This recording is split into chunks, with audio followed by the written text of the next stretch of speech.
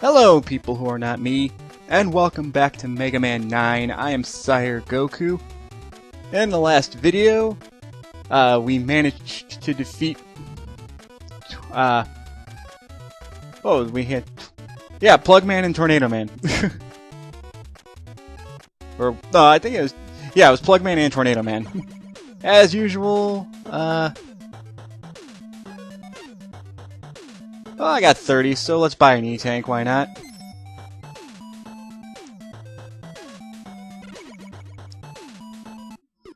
Again, if you want to go back and grind for bolts, go to Plugman, that's the best place I can think of. But let's go on and deal with Magma Man. We should be able to finish the last two Robot Masters if I'm lucky enough.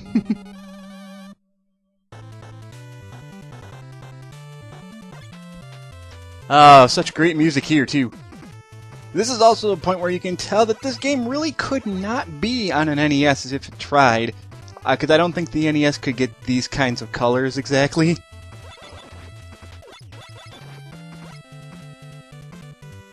Now, the difficulty with this stage is not the fact that I got owned by that fire-breathing enemy there, but more so the jumps you have to make.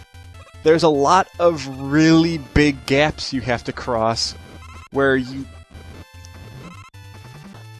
normally you only have to jump across about like here, like that kind of a jump where you only have to jump across about a 3-space gap. The bigger gaps in this stage are more of a 4, sometimes even a 5 step gap, where you have to be dead center to make the jump, such as this jump right here. It's actually a lot more difficult than it looks. And I'm just going to use the Rush Jet because, you know, I just want to be safe.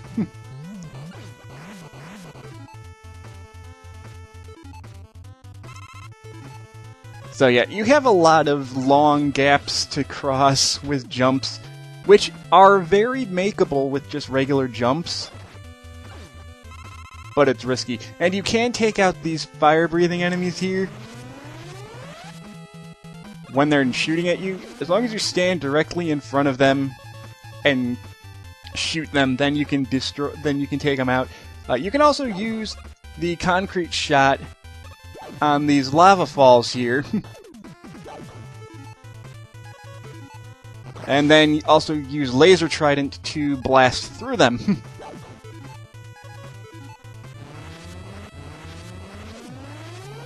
You don't need to, it's just a cool little thing you can do. There we go. Be careful though, because these are like the energy beams from Quickman's level. They are instant kill if they touch you, so be careful about that.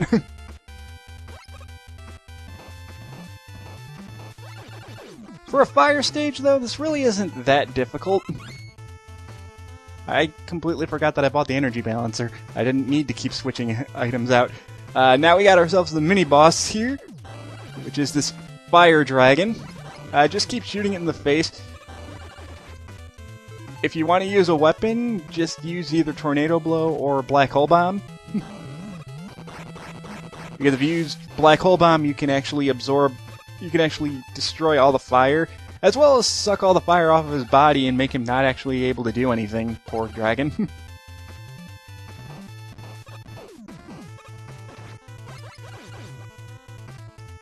Once again, you can use these little guys here to farm for energy, which I'm gonna do because I took a bit of damage here.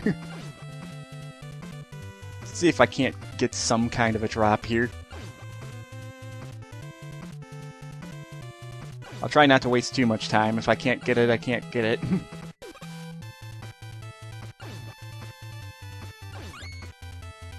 Oh, Bolt's not too bad.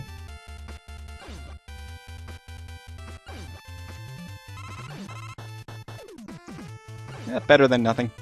Well, I'll try a couple more tries. 1, 2, one more. Eh. That's enough. Oh. Now you give me energy. Yeah, you can take them out in 2 normal shots, but it's a little bit faster to use the Jewel Satellite. Take the upper path here because the... And once again, you have some wider gaps you have to cross here, which can be treacherous. If you take the upper path... Well, actually, I guess taking the upper path was not the best idea. Shows how long it's been since I played this game. There we go, that's the kind of drop I was hoping for.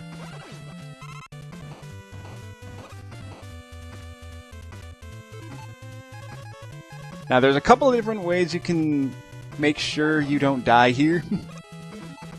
One way is using the concrete shot, which you can also use the concrete shot to get rid of these guys in a single hit.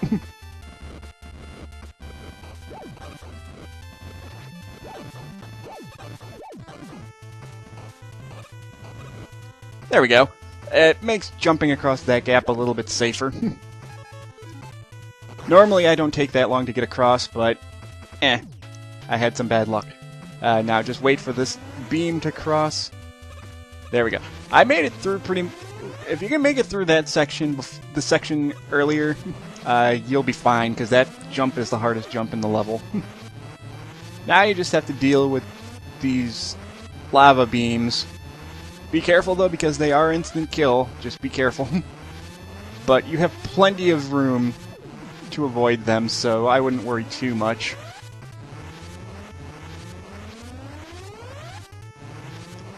And if you are concerned, well, then you can always use concrete shot.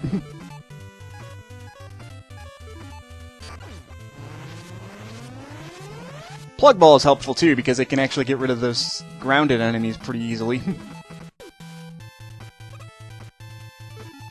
Unfortunately, I wasn't able to get that energy that I really wanted, but this guy keeps respawning, so if you want to get some life energy or weapon energy, keep farming off of this little guy here. Because we're at the end of the stage. And, well, Magma Man is pretty tough. Even with his weakness, he can be kind of a pain. There we go. If you notice, I haven't been using Tornado Blow at all. That's because Tornado Blow is one of those weapons where you need all of it if you want to take Magma Man out quickly. Magma Man hops. He'll either do a small hop forward once, or he'll do a large hop, which makes him go over 2 spaces. And usually whenever he jumps, he's going to fire off his Magma Bazooka, which fires in a spread shot.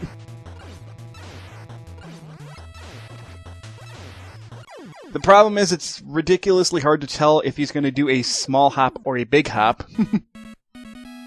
If you use the Tornado Blow enough, it does blow out his fire, so then he has to waste a couple of seconds recharging. Other than that, he's not that difficult, but if you're not using Tornado Blow, he can be a pain. Again, these stages are not necessarily long, they can just be difficult depending on the section you're in. Okay, now we only got 1 stage left.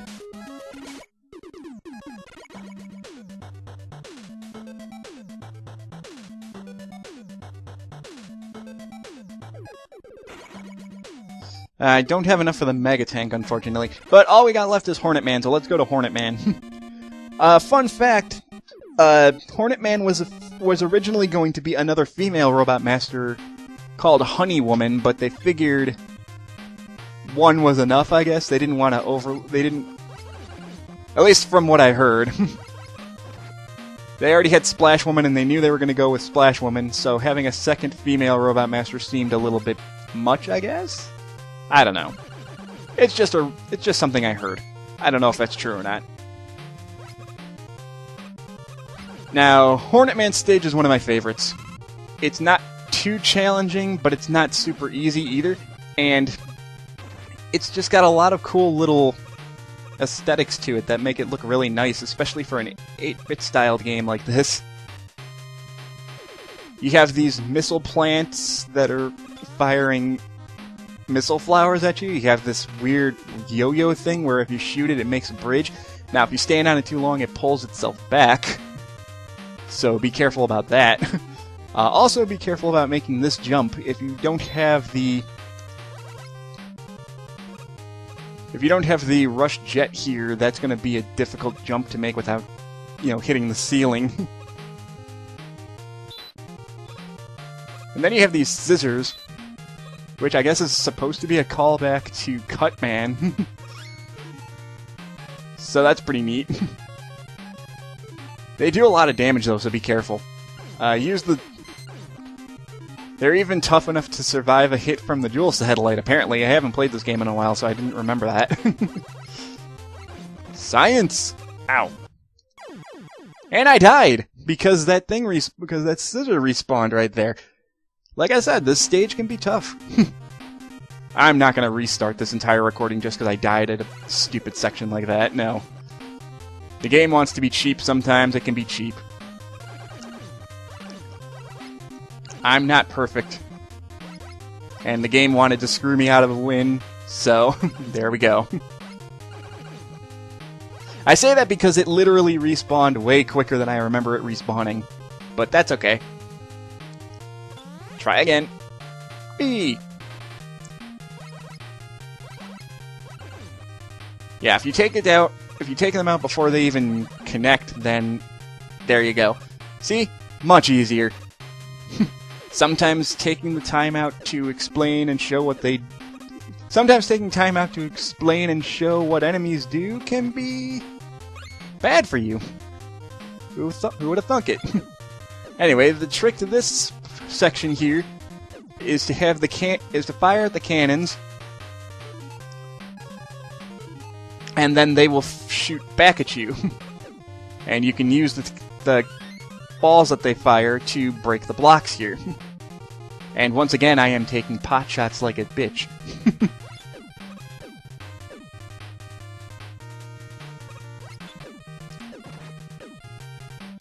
There we go.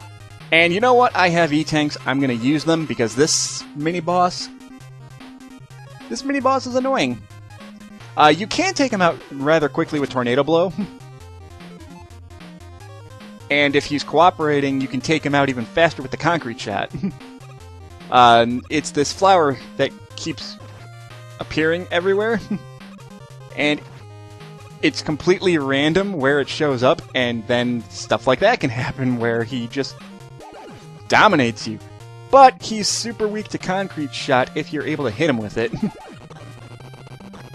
There we go. Yeah, this Clock Flower is by far the most annoying mini-boss in this game. But we're at the halfway point now, so that's good.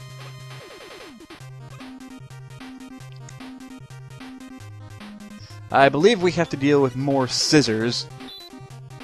Yes. So I'm just gonna bide my time here.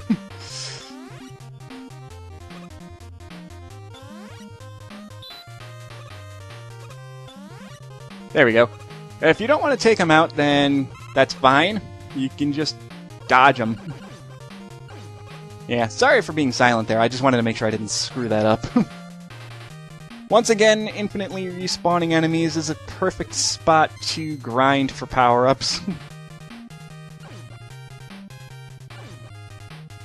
These cactus missiles here will just keep launching at you. And if you're lucky, they'll drop energy. Just like that. There we go.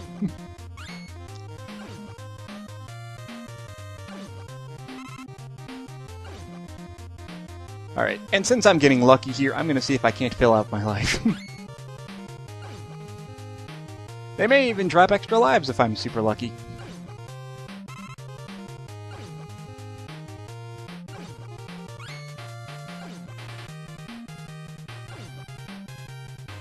And we'll see. Bolt. Nope. There we go. Thank you. Sorry, that took a little longer than I expected. Oh, of course, there's more down here. I forgot about that. Oh well. And of course there's the life energy here, and it has been a while since I played this game. I completely forgot about that. Oh well, you get free weapon energy, life energy, more grinding spots for both, more bolts, and we're at the end of the level already. I shouldn't say already, because it's actually been kind of a long stage. Man, I fail at jumping. Let's try that again. Whee! There we go!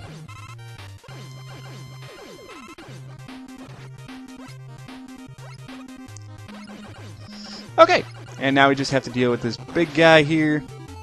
Although what I'm gonna do is get my energy filled up again, so I'll be right back.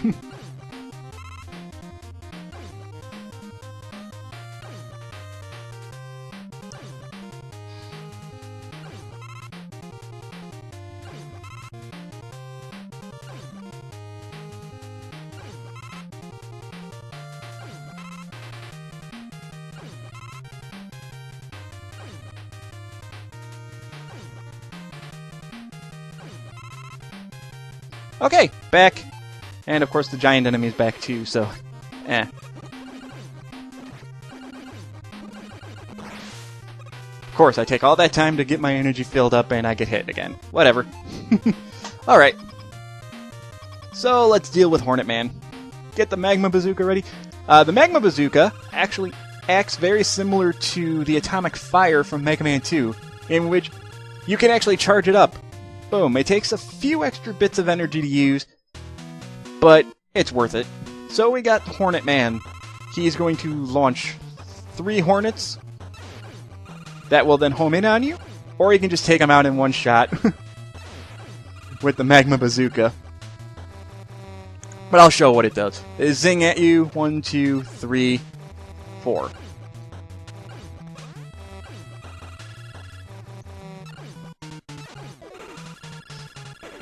So they do fly directly at you. If you just jump and shoot the Magma Bazooka as soon as they're on screen, you'll take them out. And the uncharged shot does a little less damage. It still is his weakness, but do the charged shot. You've got plenty of it. You've got plenty of energy to spare.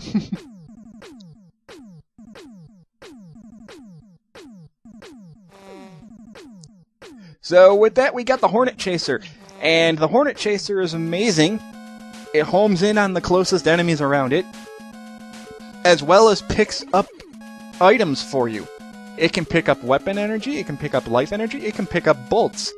It can pick up extra lives. The only thing it can't pick up is energy tanks. But everything else is so much... But it doesn't matter if it can pick up pretty much everything else for you.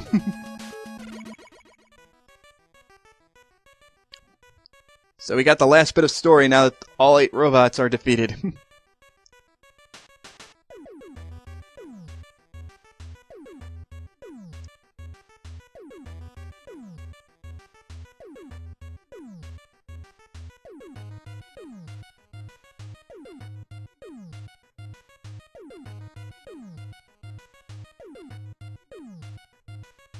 Fun fact, depending on which robot you defeat last, is the perspective that you see it from. So since I defeated Hornet Man last, we see every robot except Hornet Man, who would be standing right next to Jewel Man, I believe. So that's a nice touch. There's actually 8 different images right here, depending on what the final Robot Master you defeat is.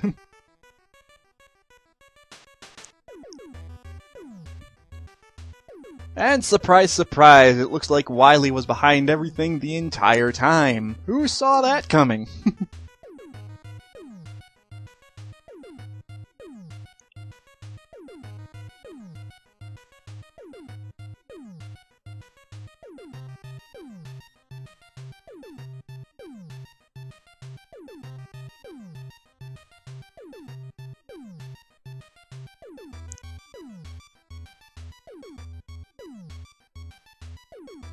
Although I do give them props for this, it actually shows Wily being able to manipulate robots. We've never actually seen him do it before.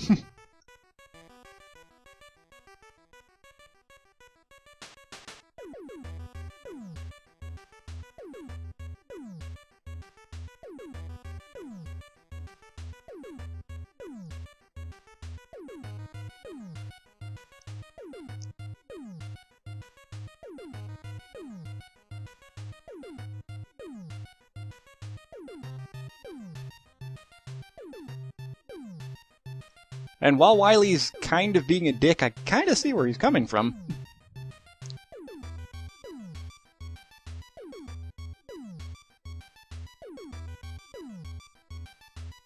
And it's raising some kind of moral questions here that normally are only asked in the X series. So, no, it's not going to be answered. Robots do not... Do robots secretly fear being turned off? No, they don't.